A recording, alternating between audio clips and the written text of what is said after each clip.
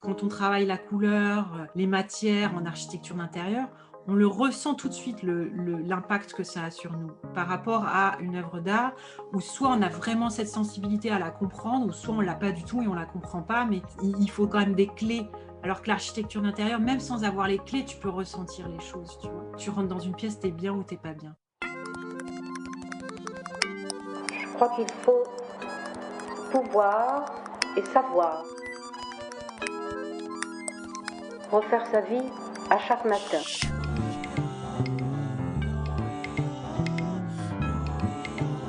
C'est grandir à l'intérieur. Je crois qu'il faut se brûler. Il faut vivre, se reconquérir. Parce que les femmes sont fortes. Celles qui osent. Bonjour Maïlis, Salut Lucie, merci beaucoup d'avoir accepté notre invitation. c'est un grand honneur. Écoute, on va entrer dans le vif du sujet. Raconte-moi un petit peu qui tu es. Écoute, je dois dire avant tout à tous ceux qui nous écoutent que cette interview n'a pas été préparée une seule seconde. Donc, je te remercie, Lucie. J'adore démarrer les interviews comme ça. Qui je suis? Je suis Maëlys Dorn, architecte d'intérieur, fondatrice de Home, H-O-M-E, comme habite et optimise mon espace. Donc, qu'est-ce que c'est Home? Eh bien, c'est un réseau, c'est une communauté, c'est une école pour apprendre et promouvoir l'architecture d'intérieur pertinente, qui est une architecture d'intérieur au service de l'habitant et non plus seulement au service de mode, de visuel, d'esthétique. Voilà. Est-ce que tu veux que je t'en dise plus? Alors aujourd'hui, donc cette home, attends, avec l'accent du sud, c'est difficile pour moi de dire le O. Home, Homme. home. Tu formes aujourd'hui des personnes principalement en ligne, donc tu es infopreneur, on appelle ça infopreneur. Tu as ça. combien d'élèves aujourd'hui? On en a 650 aujourd'hui, enfin depuis le début du programme, qui a été lancé en 2017, mais c'est vrai que c'est vraiment exponentiel, puisque là, on s'est lancé pendant quasiment un an. J'ai vraiment accueilli au compte-gouttes les élèves pour pouvoir tester la formation jusqu'à ce que je sois sûre qu'elle soit parfaite. Et puis ensuite, j'ai ouvert les portes un peu plus officiellement, et puis petit à petit, voilà, j'ai fait un petit peu de pub, mais finalement assez peu, tout s'est fait au travers du blog Optimise mon espace qui existait déjà depuis 2015. Et ça s'est fait assez naturellement, en fait, parce que c'était pas forcément prévu au départ. Quand j'ai lancé ce blog, je savais juste que j'avais envie de changer le monde, mais je savais pas trop comment. Donc aujourd'hui, tu changes le monde de cette manière et tu formes des personnes qui vivent de ce métier. Elles deviennent architectes d'intérieur, c'est ça?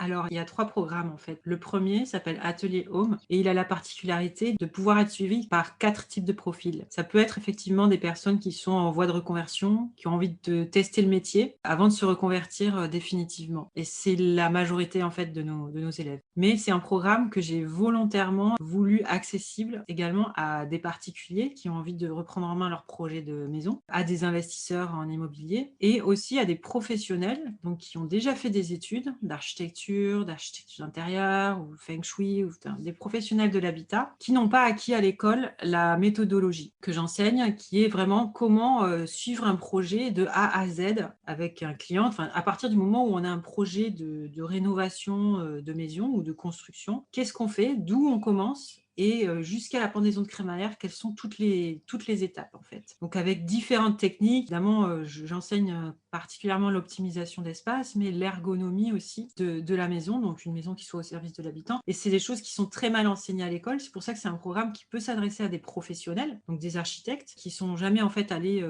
pendant leurs études sur le terrain en réalité, donc qui n'ont pas forcément cette notion-là de contact avec le client, d'ergonomie de la maison, beaucoup de petites choses très très spécifiques de la maison. Et puis à des particuliers aussi, parce que pour entrer dans ce programme, en fait, il faut avoir un projet. Donc, toi, tu es particulier, tu fais un projet pour ta maison et tu vas en fait apprendre à mesurer ton espace et à l'optimiser et à préparer ton chantier. Soit tu es professionnel et tu vas suivre ce programme et le mettre en application sur le projet d'un client. Et si tu n'as pas de client et si tu veux juste tester le métier, ben, tu dois trouver ton premier client, donc gratuit pour cette étude de cas-là. Mais du coup, ça va te permettre de tester le métier en conditions réelles et d'apprendre le métier réellement, puisque tu apprends le métier sur le terrain, en fait. Comment tu as appris tout ça, toi, si justement c'est pas enseigné?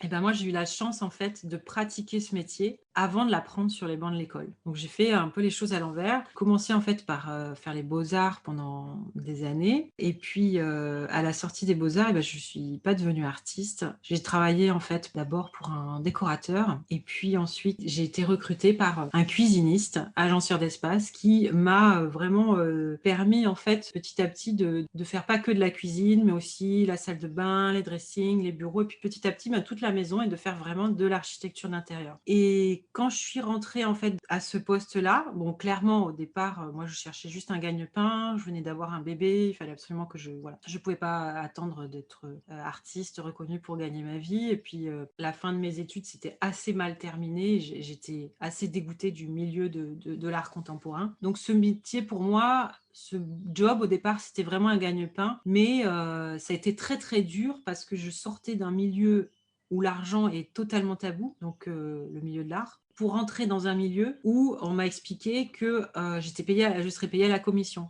Donc ça veut dire que si je faisais pas bien mon travail avec les clients, s'ils n'achetaient pas mon projet, bah, je n'allais pas être payée sur tout le temps que j'avais passé à concevoir leur projet. Donc là, il a fallu que j'apprenne des notions de commerce et heureusement, j'ai très vite compris qu'en réalité, le commerce, c'est rien d'autre que l'art de l'écoute. Donc je me suis mise à vraiment, écouter les clients pour essayer de leur, faire un projet où ils se sentent mieux écoutés, mieux compris que chez n'importe quel autre concurrent cuisiniste et du coup, ça a marché quoi. Ça a marché tout de suite et je me suis découvert des dons de commerciale assez simplement en fait et du coup, je me suis vraiment passionnée pour l'habitat et pour l'optimisation d'espace. Je me suis observée vivre, j'ai lu, j'ai vraiment, j'étais très, très volontaire à apprendre en fait dans ce métier-là et puis ça s'est fait, petit à petit donc j'étais sans cesse en train de demander des formations complémentaires et cetera. Après on a changé de franchise donc j'ai appris encore des nouvelles choses. J'ai été visiter aussi des usines donc, de fabricants de meubles, des usines de fabricants de carrelage, ça a été hyper formateur et jusqu'au moment où je me suis dit: «Bon bah là je crois que je peux plus rien apprendre» et puis j'étais très fatiguée aussi parce que c'est un métier où il fallait travailler très tard le soir, il fallait travailler tous les samedis, donc voilà et je me suis dit: «Mais moi j'adore la partie architecture d'intérieur.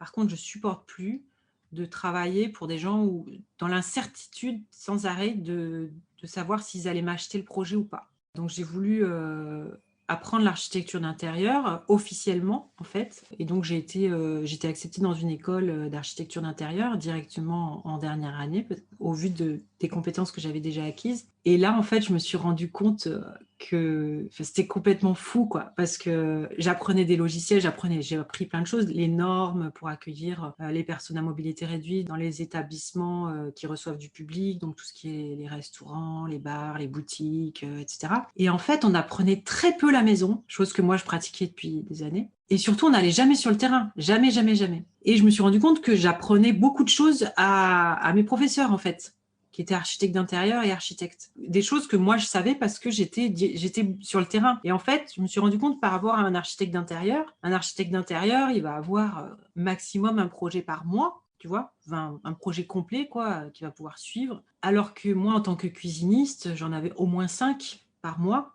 des chantiers vraiment où c'était peut-être des plus petits chantiers, mais par contre, c'était de A à Z. J'avais en contact les fournisseurs, j'allais sur le chantier, je prenais les mesures, j'étais en contact avec les artisans qui allaient poser la cuisine, en contact avec les clients, en contact avec tout le monde, plombiers, les électriciens, etc. Donc, j'ai énormément appris sur le terrain et c'est là que je me suis dit, mais en fait, ce métier, ça prend pas du tout sur le banc de l'école et j'ai compris plusieurs choses. La première, c'était que, en fait, pendant tout le temps où j'étais en train de travailler chez ce cuisiniste, on avait régulièrement des clients qui arrivaient avec des plans de leur architecte déjà, pour une maison en construction ou un appartement conçu par un promoteur, etc. Et à chaque fois, je me plaignais, je me disais, mais c'est dingue, ils pensent pas à nous, les cuisinistes, c'est hyper mal foutu, quoi.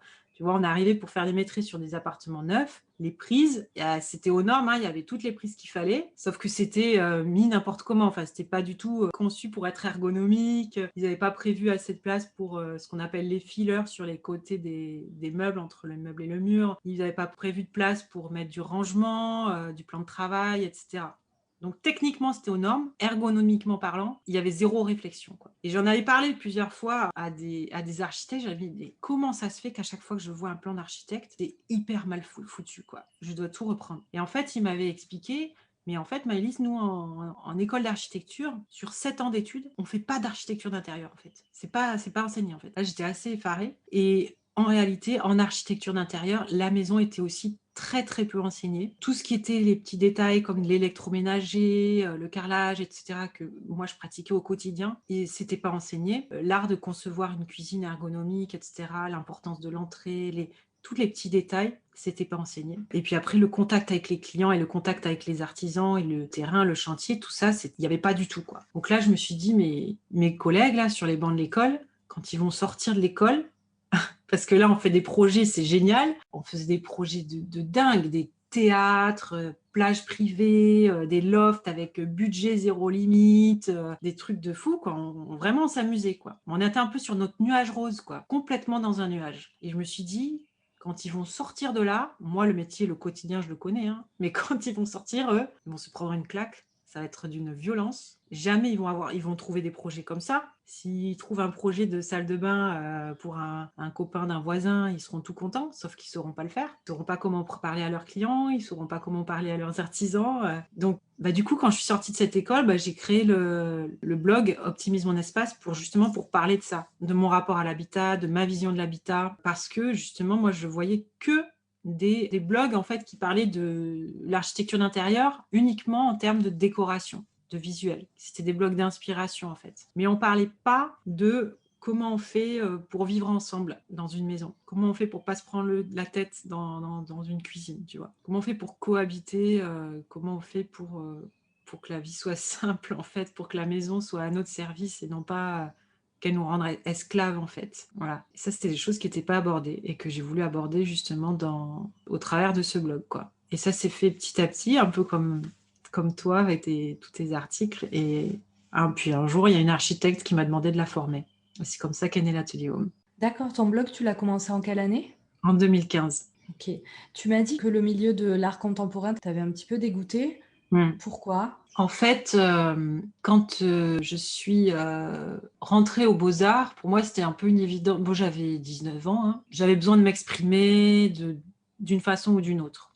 Donc, j'ai fait une prépa d'abord, j'ai fait de la peinture, j'ai fait de la vidéo, j'ai fait du son, j'ai fait pas mal de choses. Et puis ensuite, voilà, j'ai continué à toucher à beaucoup, beaucoup de choses pendant les Beaux-Arts. J'ai fait 7 ans en tout, une année de prépa, 5 ans de Beaux-Arts, dont la dernière année, je l'ai redoublée parce que au moment de passer mon diplôme, lors de ma première 5e année, je suis tombée enceinte. C'était un peu une surprise. Et les débuts de la grossesse étaient très compliqués. Et du coup, j'ai pas pu passer le diplôme. Donc, j'ai repiqué et ça a été une année géniale où j'ai vraiment adoré. J'ai bossé comme une dingue. Je voulais surtout pas qu'on me considère comme une handicapée parce que j'étais enceinte. Du coup, j'en faisais 4 fois plus que tout le monde. Et je fais des très chouettes projets. Et en fait, c'était un milieu qui était extrêmement misogyne, avec la majorité en fait des étudiants qui étaient des étudiantes, peut-être un bon 60-70% d'étudiantes, et 100% des professeurs qui étaient des enseignants sans eux. C'est-à-dire les seuls enseignants c'était à des postes techniques très spécifiques, mais ceux qui enseignaient vraiment l'art, qui te jugeaient en fait ton travail, c'était tous des hommes.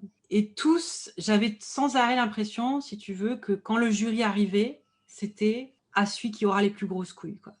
À celui qui va le plus humilier l'élève qu'il a en face, tu vois. Et évidemment, les humiliations étaient systématiquement, très majoritairement, sur les élèves femmes, quoi. Donc ça, déjà, ça a été assez dur, mais bon, j'avais un caractère assez fort, donc ça allait. Mais c'était quand même vraiment très dur, je me souviens. Mais la veille du diplôme, je me souviens que toute ma 2e, 5e année s'est passée, mais vraiment merveilleusement bien. J'avais un professeur qu'on appelait, je ne sais plus comment on appelle, enfin c'est un genre de prof principal, si tu veux, qui doit nous présenter en fait à un jury externe pour le diplôme national supérieur d'expression plastique. Et donc c'est lui qui choisit les membres du jury et c'est lui qui nous présente en fait un peu comme ses poulains, quoi. Et il choisit, toi t'es diplômable, toi t'es pas diplômable. Tu vois. Donc, généralement, quand on est diplômable, on a peu de chances de ne pas avoir notre diplôme parce qu'il y a une espèce de présélection avant. Donc, j'étais diplômable, etc. Et la veille, il passe me voir, regarder mon travail que je vais présenter. Il me dit, c'est super, c'est génial et tout. Vraiment, top. Il y a rien à dire, voilà. Donc d'autres profs passent, d'autres élèves passent, me disent tout vraiment c'est génial et cetera. Arrive le jour du diplôme, je passe le dernier jour en dernier, tu vois? Et là, la première chose que je vois, c'est le jury qui rentre et qui fait ça, tu vois? Je regarde l'heure. Je dis: «Bah, ça fait plaisir», tu vois? Ça fait 5 ans que je prépare ce diplôme, 6 ans même. J'ai que 3/4 d'heure devant moi pour te présenter 6 ans de travail et première chose que tu fais, tu regardes ta montre. Bon, ça commence bien et en fait, je commence un petit peu à parler. Au bout de même pas 5 minutes, un mec me coupe la parole pour me reprendre sur un truc, ça avait pas de sens, en fait, quoi. Ça n'avait pas de sens, en fait, c'est vraiment couper la parole pour couper la parole, pour contredire. Donc déstabilisation comme ça et ensuite ça a été tout le long comme ça. C'était très, très, très dur et le pire, ça a été qu'à la fin, mon prof qui était censé me défendre en fait, s'est mis à péter un plomb aussi et et à me tailler en 4 devant le jury quoi. À dire: «Oui, de toute façon, ton travail, je suis sûre que tu connais même pas tel artiste, machin et cetera». Bon, alors que c'était censé celui qui me préparait à ce diplôme, tu vois? Comme si on était en examen en cours d'année, quoi, sauf que non, c'était le jour du diplôme et en fait, si tu veux, j'ai pas été la seule avec qui il a fait ça, ce mec. Ce jour-là, il a clairement pété un plomb. On était plus d'une dizaine sur une promo de 30, donc 1 sur 3, quoi, à qui, ils ont refusé le diplôme, finalement. Moi, je croyais que c'était une blague, vraiment, je croyais que c'était une blague et en fait, quand ça s'est passé, je me suis dit: «Mais qu'est-ce que c'est ces gens, quoi? Qu'est-ce que c'est mais comment ça se fait là que je passe, 6 ans à préparer un diplôme dont enfin la dernière année, je mets 2 ans même à la faire. On me dit que c'est génial, que ça va bien se passer, que je vais avoir les félicitations du jury et que sur un coup de sang comme ça, tout se retourne sur un truc qui n'est pas, objectif quoi, tu vois? C'est un truc qui n'était pas prévisible. À aucun moment on m'a dit: «Maëlys, tu as mal travaillé» ou quoi, tu vois? Donc je me suis dit: «Non mais là, c'est pas possible, je peux pas continuer dans un milieu comme ça où il y a rien qui est fiable». La misogynie plus la non-fiabilité, je me suis dit: «Non, je veux plus jamais être dans ce milieu de faux cul, quoi». Voilà, C'est un pouvoir, incroyable qu'ils ont puisqu'en en quelques minutes, ils peuvent te détruire 6 ans de travail comme tu dis, ouais. c'est, C'est ça, en quelques minutes et sans avoir aucune conscience de l'impact que ça a. Parce que quand ils me l'ont dit, moi, je croyais vraiment que c'était une blague parce que pour moi, c'était juste pas possible. En plus, j'avais passé 2 ans, j'avais redoublé déjà. Mais comment ça mais qu'est-ce que je vais faire? Il me dit: «Bah, tu vas redoubler». Je dis: «Mais j'ai déjà redoublé». «Ah oui? Ah bah, tu vas tripler». Mais j'ai pas que ça à foutre mec, tu vois? Je suis partie vraiment en claquant la porte. J'ai dit: «Plus jamais quoi, plus jamais je veux évoluer dans ce métier, plus jamais j'ai envie de devoir leur sucer les bites quoi», tu vois? De leur lécher les pieds, les bottes, quoi, tu vois? C'est non, non, je rentre pas dans ce jeu-là, je vais tracer ma route et tu vois? C'est tellement, impalpable. Ce qui me plaît dans l'architecture d'intérieur, c'est que tu as ce côté artistique, créatif, mais c'est au service de quelque chose que tu palpes, que tu comprends, tu vois? Tu le ressens vraiment l'impact quand on travaille la couleur, les matières en architecture d'intérieur, on le ressent tout de suite l'impact que ça a sur nous, par rapport à une œuvre d'art où soit on a vraiment cette sensibilité à la comprendre ou soit on l'a pas du tout et on la comprend pas, mais il faut quand même des clés. Alors que l'architecture d'intérieur, même sans avoir les clés, tu peux ressentir les choses, tu vois? Tu rentres dans une pièce, tu es bien ou tu es pas bien. justement par curiosité, le thème donc pour ton diplôme, tu avais présenté quoi? J'avais travaillé sur plusieurs choses pendant ma dernière année, comme j'étais enceinte, j'avais travaillé sur les annonciations. Donc, l'annonciation, donc de l'ange Gabriel qui annonce à la Vierge Marie qu'elle est enceinte, quoi. J'avais fait tout un travail là-dessus sur les annonciations du Quattrocento, de la Renaissance italienne, que j'avais transposé en mode, art contemporain. Ça avait été une pièce qui avait énormément plu, ça d'ailleurs. Et puis, j'avais aussi fait effectivement toute une série des grandes toiles de testicules que j'avais appelées les Holy Balls.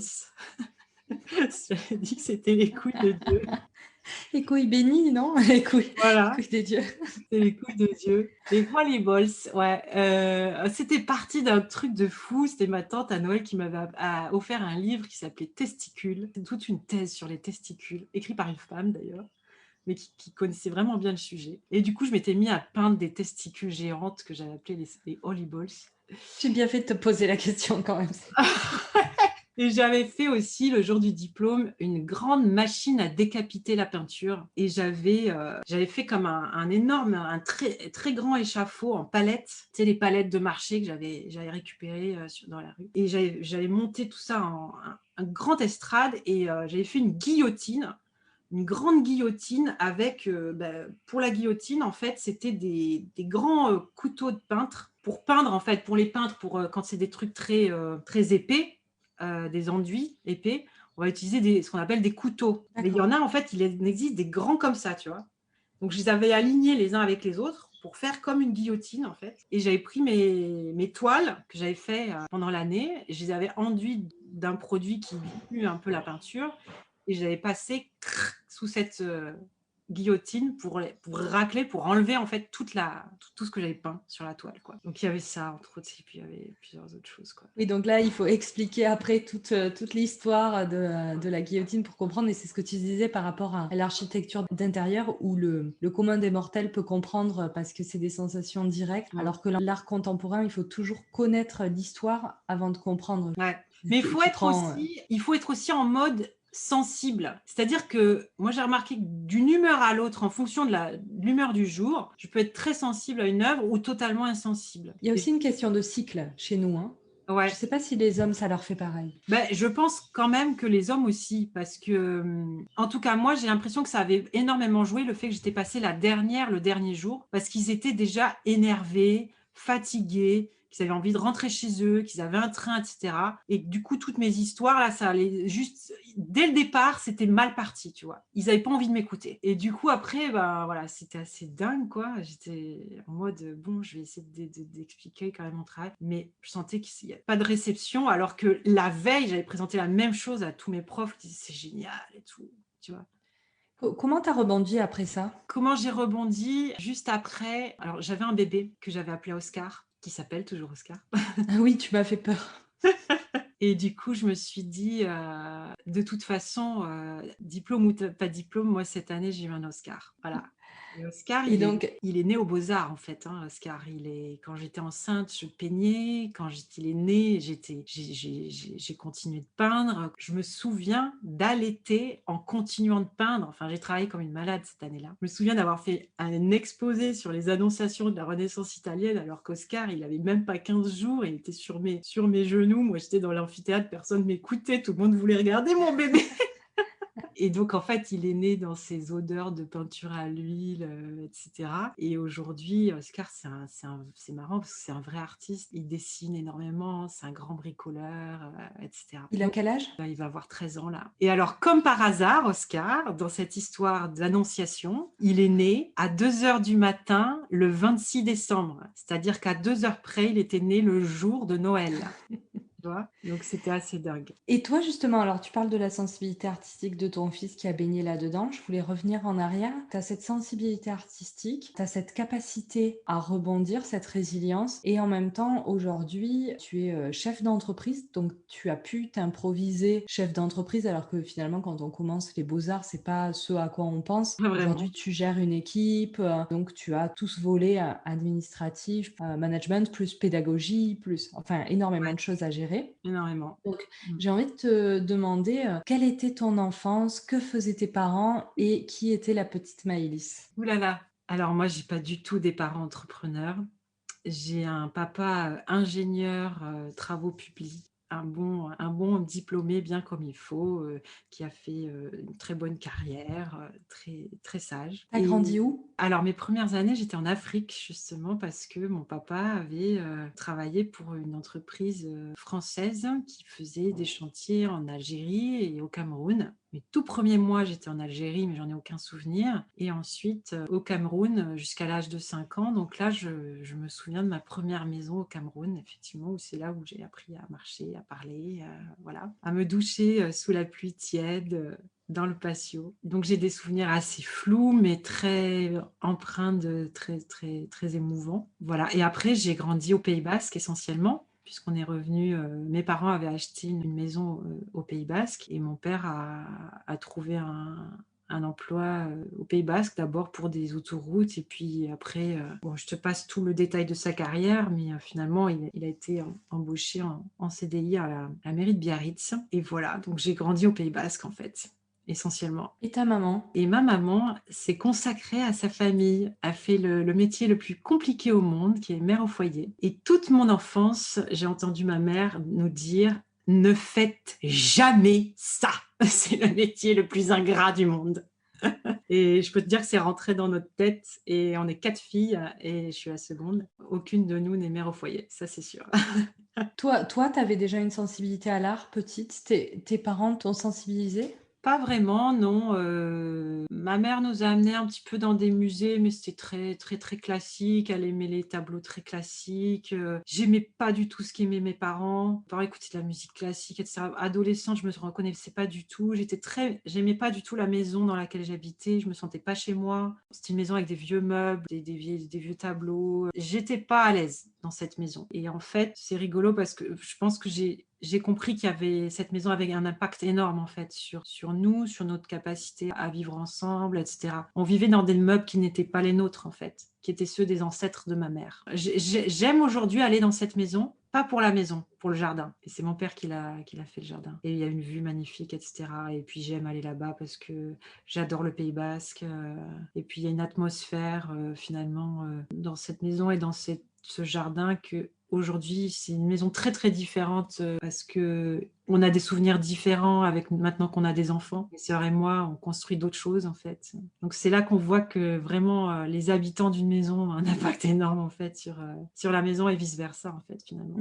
Et toi, il me semble qu'au lancement de ton blog, les premières années, tu as fait un tour du monde. Ouais, quand j'ai démarré le blog, on m'avait dit: «Il faut que tu te mettes un challenge, tu te mets une carotte quoi, un truc». Moi, je m'étais dit: «Ah ben je veux faire un voyage, au Canada, traverser le Canada en camping-car». Et puis au bout de 3 mois, en fait, le blog a pris tout de suite. C'était complètement dingue. J'ai publié 2 articles, le truc, tout de suite, j'ai eu du boulot, les gens ont lu, ont partagé mes articles, j'ai eu des demandes de prestations alors qu'à aucun moment sur mon blog, il y a eu un onglet prestations, mes tarifs, quoi que ce soit. Jamais j'ai vendu mon travail. Je faisais que dire: «Ben voilà, je suis architecte d'intérieur et voici ma vision de l'habitat». Et en fait, en lisant mes articles, les habitants se reconnaissaient, avaient l'impression: «Ah, enfin on en parle de ça. Ah, bon, ben, j'aimerais bien que vous travailliez sur mon projet de maison», et cetera. Et souvent des gens qui me disaient: «Mais j'ai déjà fait appel à une architecte, mais elle m'a pas comprise», voilà. Et du coup, des gens qui me faisaient des demandes alors qu'ils étaient, pas du tout dans ma ville. Moi, j'étais sur Nice à l'époque et du coup, j'ai dû apprendre à travailler à distance, et cetera. Donc j'ai lancé le blog fin 2015 et au mois de janvier, 2016, au moment où on fait les bonnes résolutions, tu sais, il dit, en fait, le voyage au Canada, ça va être fingers in the nose, quoi. Et je vois une vidéo sur YouTube d'une nana qui dit qu'elle a fait un tour du monde en famille. Et là, je regarde mon mari, je fais: «C'est ça qu'on va faire». Et là, il me dit: «Tu viens à peine de créer ton entreprise, qu'est-ce que tu me parles de tour du monde là, de partir faire un tour du monde, n'importe quoi». Et il en fallait pas plus pour me motiver à ce qu'on le fasse vraiment. Un mois après, on s'asseyait vraiment l'un en face de l'autre. Bon alors, est-ce qu'on le fait? Comment on peut le faire? Qu'est-ce qui pourrait nous en empêcher? Qu'est-ce qu'il faut qu'on fasse pour pouvoir le faire? Et là, en fait, ça débloquait tout un tas de projets qu'on procrastinait depuis super longtemps. C'est-à-dire que mon mari voulait quitter son boulot, ça a été l'occasion. Il voulait se former avant à l'horlogerie, qu'il pratiquait déjà en autodidacte depuis des années. Il voulait un CAP, hop, il fallait le faire avant de partir. On voulait tester l'école en famille, c'était l'occasion. On voulait vendre notre appartement, c'était l'occasion parce qu'il n'y avait pas d'autre solution de toute façon pour pouvoir partir. On voulait déménager à Bordeaux, mais on savait jamais quand, etc. On s'est dit, bon, bah, une fois qu'on aura tout vendu sur Nice, qu'on aura quitté nos boulots, etc., on n'aura pas de raison de repartir, revenir à Nice. Donc ce sera l'occasion, ce tour du monde-là, de partir à Bordeaux. Et en fait, tout s'est débloqué comme ça et on a fait tout étape par étape. J'ai mis tous mes services en ligne. J'ai lancé l'atelier Home, donc cette formation en ligne. On a tout fait. Stéphane, il a trouvé son CAP, il a été reçu, il l'a eu, etc. Il a quitté son entreprise. Enfin, tout s'est enchaîné en moins de 18 mois et on est parti. Alors l'itinéraire? On n'est pas allé en Nouvelle-Calédonie.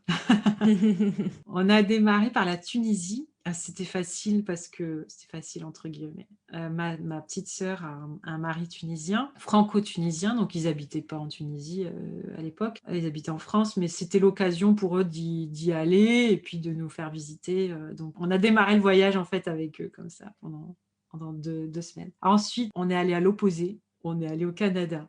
Et alors, passer de la Tunisie au Canada, c'est incroyable. C'est juste incroyable. Et ce qui est très, très drôle, c'est que je me suis rendu compte que les humains, la personnalité, la mentalité, la société, en fait, la façon de s'habiller, est totalement parallèle à l'architecture. C'est-à-dire, en Tunisie, tu vois, tu verras pas une femme qui montre ses genoux, quoi. Ça n'existe pas. Enfin, moi, des Tunisiennes m'ont dit, mais si, à Tunis, il y en a. Moi, j'en ai pas vu. Donc, on est quand même très, voilà, on montre pas trop son corps, etc. Et puis, beaucoup de femmes voilées. Et en fait, l'architecture, c'est un peu ce que j'appelle un peu une architecture introvertie, l'architecture traditionnelle tunisienne en tout cas. Pudique. Les maisons n'ont pas de fenêtre vers l'extérieur, tout est vers l'intérieur. L'extérieur est à l'intérieur, le jardin est à l'intérieur, le patio. Toutes les pièces donnent vers l'intérieur. Et il ne faut pas qu'il y ait des fenêtres qui donnent vers l'extérieur, il y a zéro vis-à-vis, etc. On se cache, en fait. On se cache autant à travers nos habits qu'à travers la façon dont on ne va pas se dévoiler comme ça, et on ne va pas non plus se dévoiler à travers notre architecture, nos maisons. Tu passes au Canada, tu vois des nanas en mini-jupe, mais tu vois pas en mini-jupe, en mini-short avec la ligne du short au-dessus des fesses, tu sais, tu vois les fesses qui descendent. Genre, c'est normal. Il y en a plein, mais personne ne les regarde. C'est pas un truc genre choquant là-bas, quoi. Et personne ne se regarde dans la rue. Tu sens vraiment qu'il n'y a pas de regard. Les gens ne se regardent pas. Et les immeubles, tout vitrés, ils cherchent beaucoup à faire rentrer la lumière à l'intérieur de leur maison. Beaucoup de fenêtres, de grandes fenêtres, etc. Et ils se foutent complètement qu'on voit ce qu'il y a chez eux. C'est rigolo parce que j'en ai parlé avec des habitants et des architectes québécois qui me disaient: ah oui, c'est vrai, vous les Français avec le vis-à-vis, mais nous, on s'en fout du vis-à-vis, c'est une notion qui n'existe pas. Oui, on a des voisins qui, oui, ils sont là, ils vivent dans leur salon, et alors, on les voit, mais on les regarde pas. On s'en fout, on se regarde pas, tu vois. Et il me disait, ouais, c'est vrai, quand j'ai fait mes études à Lyon, j'ai remarqué à 18h, l'hiver, tout le monde ferme ses volets, c'est bizarre. Là-bas, ils n'ont pas de volets, ils n'ont pas de contrevent, tu vois. C'est vraiment marrant comme l'architecture reflète totalement la personnalité qui est incluse, qui est induite en fait par la société dans laquelle on vit en fait. Moi, je me souviens pour le coup, au Japon, la nuit quand je prenais l'équivalent du RER, je voyais, ces petites, j'essayais de voir c'est peut-être parce que les Français, on essaie de regarder chez les gens. C'est ça la Ouais, différence, c'est pour ça que le vis-à-vis existe. c'est ça. C'est parce que nous, on essaie de regarder. Mais oui, la nuit, quand tu voyages, tu essaies de regarder ce qui se passe chez les gens par curiosité. Ah mais moi j'adore. Moi quand j'étais petite, je me souviens de passer des heures à la fenêtre à Mmh. regarder, tu vois? Parce qu'en face, on avait un fronton pour jouer à la pelote basque.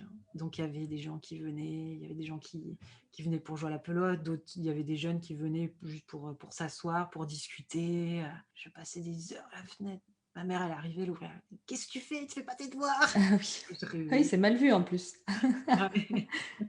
Alors Tunisie, Canada, après vous êtes allés où? Les États-Unis, de Chicago jusqu'à San Francisco en train, incroyable. Avec un train, tu le connais ce train qui s'appelle le California Oui, Zephyr Train? Ah, il j'en ai est entendu. magnifique, incroyable, avec un wagon panoramique au milieu. C'est une expérience vraiment que je conseille à tout le monde de faire. Rien à voir avec la SNCF. Tu sais, c'est un voyage, les gens se parlent. Les gens se rencontrent, les gens se racontent pourquoi ils font ce voyage. Tu traverses des paysages comme des cartes postales vivantes. Tu passes d'hiver en été. Enfin, c'est incroyable. Les États-Unis, c'est magnifique en fait.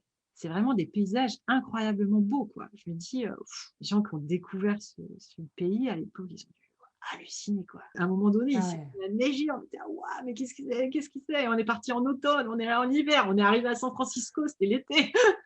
C'était fou. C'était vraiment des paysages incroyables. Puis Vous avez fait ce voyage à 4?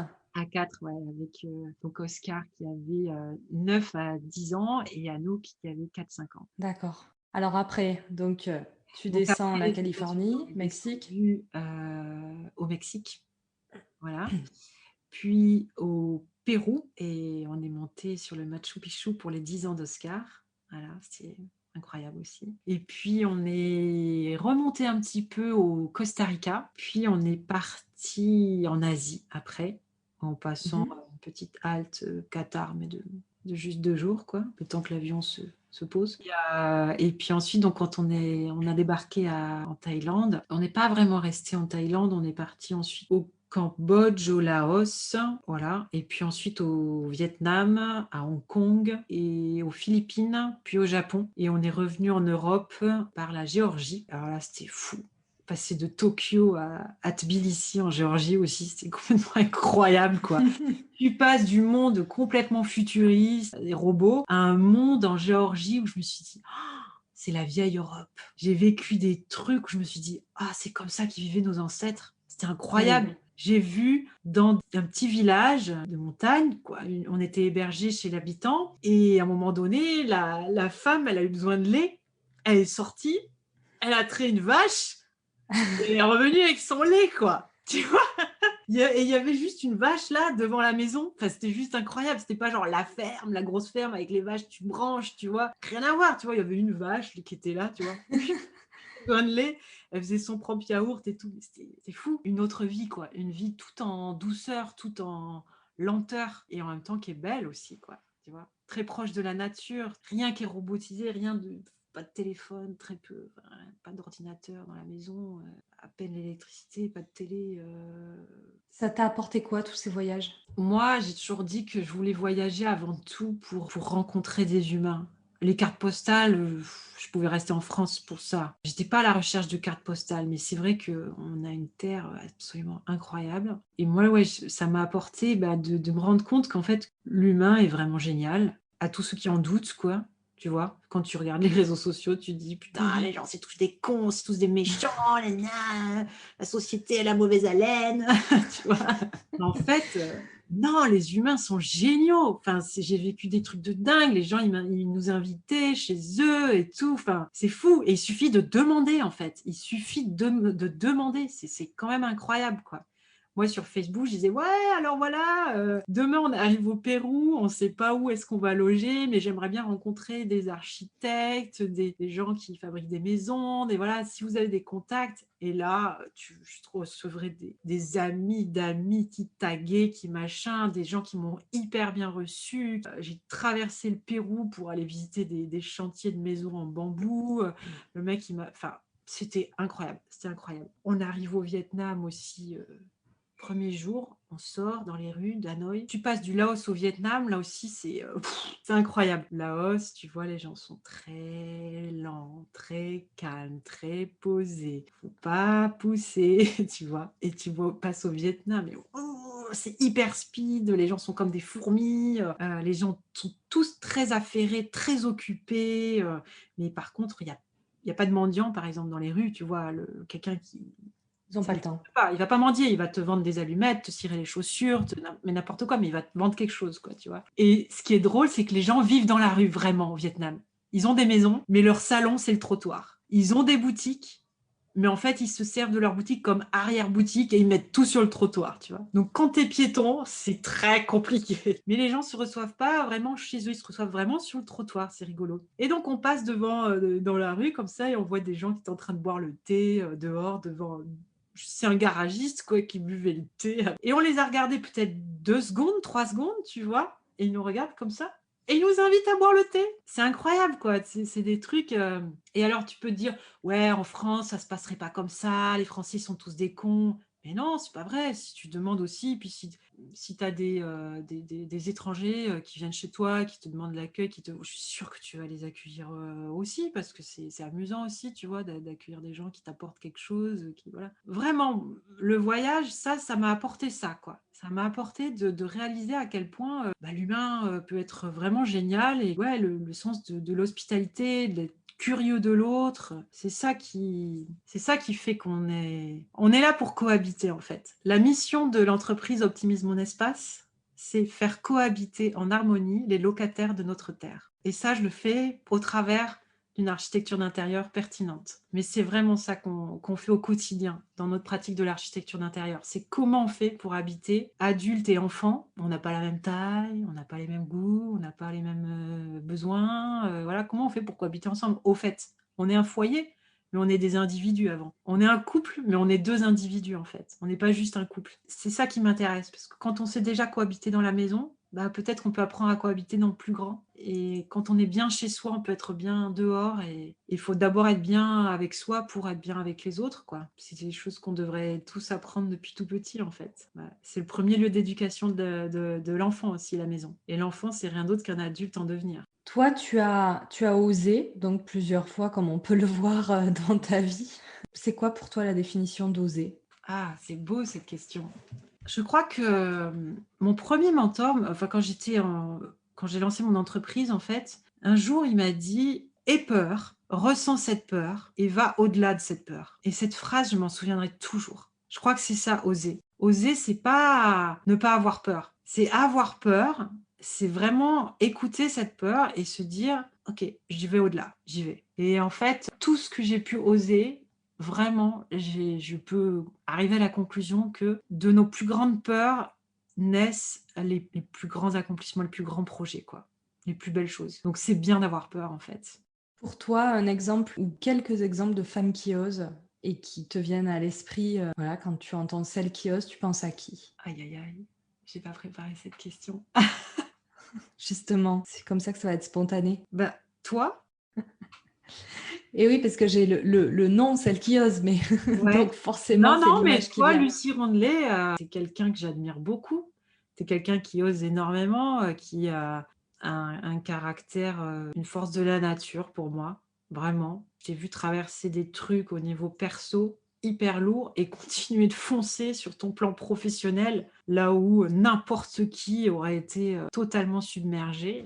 Toi, tête baissée, un taureau quoi, un bélier, j'adore. Oui, mais c'est pas la définition d'oser. J'ai pas eu le temps d'avoir peur. J'ai pas pu ressentir. J'ai pas osé. J'étais obligée. Tu vois, j'étais dos au mur. Mmh. Alors moi, je dirais pas que je suis de celles qui, enfin, Si, si, je pense que tu en es. Tu étais obligée, oui, mais non. En fait, tu aurais pu te dire, bah, c'est la fatalité, je suis malheureuse, je tombe en dépression, tu aurais pu faire ça, ce choix-là aussi, qui aurait été peut-être plus confortable. En fait, tu as osé dire non à ça, quoi et tu as osé dire non aux personnes qui te respectaient pas, aussi. mmh Non, tu as osé prendre ton indépendance, et tu as osé réussir, quoi. Tu as osé réussir, tu as osé, être ambitieuse, quoi. Tu es quelqu'un d'hyper ambitieuse. J'adore ça. Celles qui osent, c'est aussi, bah, pour moi, c'est toutes les femmes que j'accompagne au sein du programme Homer Pro. Parce que tu sais, dans les programmes que je propose, il y a l'atelier Home dont je t'ai parlé au départ, là, qui est vraiment le premier programme pour apprendre vraiment la méthodologie qui fait que ton projet, il va réussir, tu vas avoir 100% de satisfaction client. Et après, tu as le deuxième programme Homer Ninja pour être vraiment certifié Homer, spécialiste de l'optimisation d'espace dans l'habitat. Et enfin, le troisième palier, c'est Homer Pro pour vraiment réussir à vivre de sa passion, développer son entreprise, etc. Il faut passer par les deux premières étapes pour aller à la troisième. Mais celle qui ose, c'est vraiment celle qui arrive au programme Homer Pro parce que je peux te dire qu'il n'y a que des femmes. Il n'y a que des femmes dans ce programme alors qu'il y a aussi des hommes dans l'atelier Home. Mais c'est marrant, c'est un accompagnement entrepreneurial. Et moi, je dis toujours, non, mais les hommes n'ont pas besoin d'Homer Pro. Les hommes n'ont pas besoin d'aide. Et celles qui osent, c'est celles qui osent demander de l'aide aussi. Tu vois, c'est celles qui osent être accompagnées. Il y a des architectes dans l'atelier Home, il n'y a que des femmes architectes. Des femmes architectes qui disent: «Bah oui, je suis allée à l'école, effectivement, oui, j'ai fait ce métier pendant des années, mais je vais apprendre auprès de Maëlys qui était cuisiniste et architecte d'intérieur, mais qui sur le papier, est moins diplômée que moi, qui en fait, a une expérience terrain, qui peut vraiment me servir et qui a une méthodologie, hyper structurée qui va me servir, quoi». Ouais, ça m'arrive d'avoir des élèves de mon côté qui sont excellents et où du coup je me sens un petit peu mal à l'aise et puis après je pense à Laure Manodou et je me dis: «Bah, finalement elle est plus connue que l'entraîneur, mais nous on est des entraîneurs, on n'a pas Mmh. à rougir quand on voit des personnes», parce que peut-être que toi tu vas avoir ou tu as déjà eu des élèves qui ont explosé dans leur notoriété Ouais.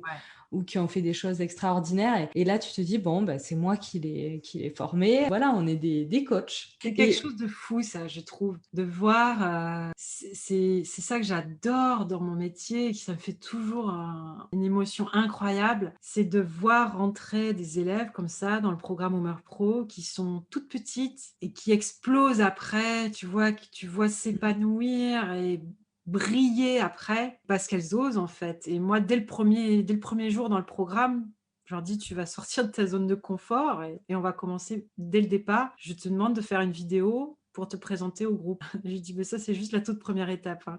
Et puis, en fait, je leur demande comme ça, crescendo, de plus en plus de choses et c'est très, très beau de les voir, se révéler, comme ça et devenir vraiment des références dans le milieu de l'architecture d'intérieur, chacune avec sa spécialité, avec toujours les mêmes valeurs fondamentales de Home qui sont, le sur-mesure, le durable, le rentable et le partage. Donc ça, c'est vraiment nos valeurs communes, mais chacune va vraiment plus ou moins appuyer sur un pilier, écologie, rentabilité, sur-mesure, et en fait, oui, chacune a vraiment des ambitions différentes, a une personnalité différente et on va vraiment aller rechercher là, cette personnalité, cette spécialité-là. Ce sont des femmes qui osent, clairement. Bah, ouais, j'ai envie de dire, j'ai envie de parler de rendre hommage à mes élèves dans celles qui osent.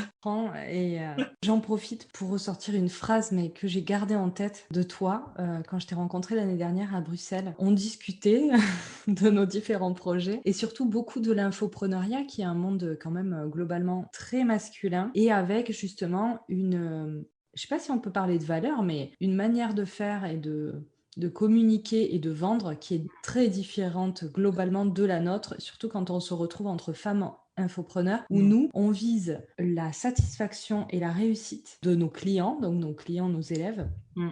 tandis que beaucoup d'autres, pas tous évidemment, mais visent les ventes et ensuite, une fois que c'est vendu, ils s'en fichent un petit peu. Et Mmh. tu m'avais dit cette phrase, les hommes n'ont aucun scrupule à être incompétents. Et ça m'avait fait rire. Tu t'en souviens? Oui, Et mais là, c'est quand tu me vrai. parles d'Homer, j'y ai pensé parce que tu me dis Homer Pro, c'est que des femmes, les autres, ils en ont pas besoin, voilà. Et d'ailleurs, dans les études, souvent, on retrouve plus de femmes qui s'investissent plus. De manière générale, les femmes ont plus de syndrome de l'imposteur, je pense. Oui, on doit en faire Euh, toujours 2 fois plus qu'un homme pour prouver qu'on est à sa place, et cetera. Si ce n'est 3 ou 4 ou 5 fois plus, quoi. Donc oui, clairement, on est nombreuses à beaucoup, beaucoup travailler dans l'infopreneuriat, ouais. donc la création de produits en ligne. Et j'ai plusieurs amis infopreneurs qui m'ont dit, ah ben moi, mon mari, mon compagnon ou autre m'a dit, mais pourquoi tu continues alors que tu pourrais tout vendre et aller boire des mojitos, en gros.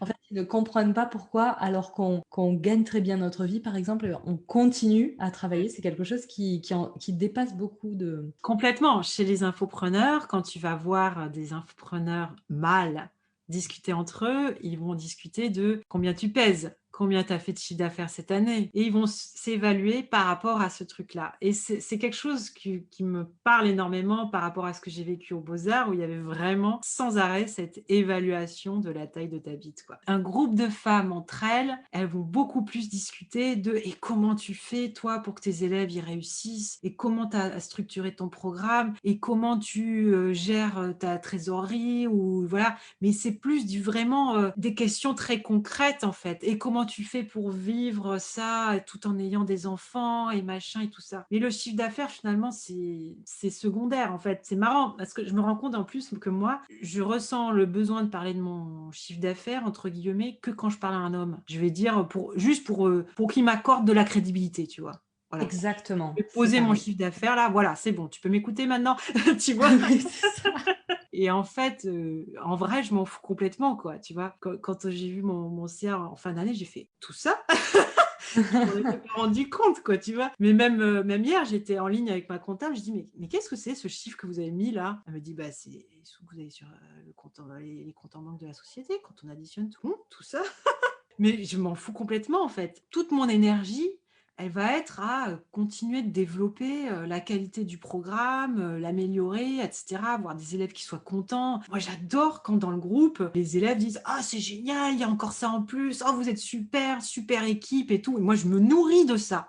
Je me Mhm. nourris des élèves qui sont contents, qui nous envoient des petits mots d'amour et tout ça. C'est ça qui me nourrit. C'est pas, «Ah, combien il y a de zéros?» tu vois? Nous, dans notre groupe Slack de mon équipe sur mon autre projet, puisque là on est sur Selkios, mais sur mon formation rédaction web, on a un hashtag du love et Mmh. on partage tous les messages d'amour qu'on reçoit et on n'a pas de hashtag chiffre d'affaires ni Ouais. objectif du mois. D'ailleurs, dans les réunions d'équipe, j'ai réalisé, j'en ai fait une il y a quelques jours, que je n'ai jamais parlé de chiffres. Ah ouais. Alors, nous, on en parle avec mon équipe, avec juste mes deux bras droits. Par contre, oui, dans la chaîne Slack, on a une chaîne, Time to Celebrate aussi, où Ah oui, on met nos petits messages d'amour, qu'on reçoit des élèves. On adore, ouais, ouais. avec tout le monde qui met des cœurs. Alors, je vais te poser une dernière question que j'aime bien poser. Est-ce que tu as une œuvre, ça peut être n'importe quoi, une musique, un tableau, un film, une série, n'importe quoi, qui t'a touché, vraiment touché récemment Récemment, ou dans ta vie? je sais pas pourquoi, du tout, mais quand tu m'as posé cette question, j'ai pensé au Bleu de Klein. J'ai aucune idée de ce que ça vient faire là, au milieu de cette conversation. La première fois que j'ai vu, d'ailleurs, Yves Klein était niçois et donc j'étais à Nice aussi, j'ai fait les beaux-arts de la Villa à Nice et en fait, quand je suis tombée, sur cette toile en vrai, j'ai eu la sensation d'être, aspirée dans cette couleur, tu vois? Happée Mmh. dans ce bleu intense. Ça m'a marquée ça, comme avec juste de la couleur, on pouvait, toucher comme ça, on pouvait être, ému. Il y avait pas de message, il y avait pas de juste de la couleur, tu vois? Je sais pas s'il y a eu des études qui ont été faites sur cette couleur, mais c'est vrai que, bah, il est connu pour Mmh. le bleu Klein, qui est devenu une couleur en plus, mais Ouais. c'est vrai qu'on est tous touchés par cette couleur et il y a quelque chose de vraiment étrange. À mon avis, quand même, au niveau, du cerveau, il y a quelque chose qui doit se passer, c'est pas possible. Et puis c'est du pigment pur qu'il met, donc il y a aussi la texture, tu vois? C'est pas juste un aplat lisse, Mmh. ça prend la lumière d'une façon incroyable, c'est un bleu un peu électrique en même temps et il y a un truc un peu à la fois naturel et artificiel, tu sais pas trop, enfin, c'est très, Et ces corps de femmes, sur les murs, oh ça j'ai pas aimé, non. moi, c'est ce que j'ai retenu, le plus de Yves Klein, ouais. Ah oui, qui C'est ces peignait corps. avec des femmes pinceaux là, non, ça c'était un peu minable. C'était tout à fait dans l'époque, oui voilà, c'est tout à fait misogyne ça. On est dedans, tu vois? Tu avais des mecs, en costard qui s'esclaffaient devant des: «Ah c'est génial, des femmes pinceaux à poil», non mais n'importe quoi. Oui, non, je suis pas admirative de ce genre de truc. Alors moi, par contre, je trouve que du coup, on montre le corps de la femme tel qu'il est, puisque vraiment on voit toutes les formes de la femme sur ces murs, Mmh. avec, les poils, on voit le vrai Alors corps de la oui, au niveau du résultat de la peinture, pourquoi pas? Moi, c'était la performance en elle-même que j'aimais pas ou qui mmh. tu sais, c'était public, tu vois? Femme à poil avec les mecs qui tu vas pas me dire que les mecs, ils venaient pour regarder de l'art. Non, ils venaient pour, mater des culs de nanas, c'est tout. Non, mais on peut se donner des prétextes, hein, on peut s'en donner, effectivement. C'est confortable. L'art contemporain est très confortable. Ben, merci beaucoup Maëlys. On va terminer sur ces sur ces mots. C'était un plaisir de discuter avec toi, de t'écouter Moi, et j'ai adoré je suis cette très interview, c'est un pur moment, délicieux sur un divan. moi je me mets toujours à la place de celui qui écoute le podcast ou celle qui écoute le podcast et j'en écouté énormément et c'est exactement ce que j'aurais aimé écouter. Donc j'espère que les personnes qui l'auront écouté, auront pris aussi, ce même plaisir, j'en doute pas trop. Merci beaucoup Maëlys Merci. et à très vite pour, d'autres aventures. Oui, à n'en pas douter. À très bientôt. Cette interview vous a été proposée par le webzine Celle qui ose. Vous l'avez appréciée? Alors n'oubliez pas de noter le podcast et de nous laisser un commentaire. Remercions Christian Toucas pour le jingle, Morgane Caroline pour le montage, nos invités pour leur temps et bien sûr vous qui nous écoutez. On se retrouve très vite pour un prochain épisode.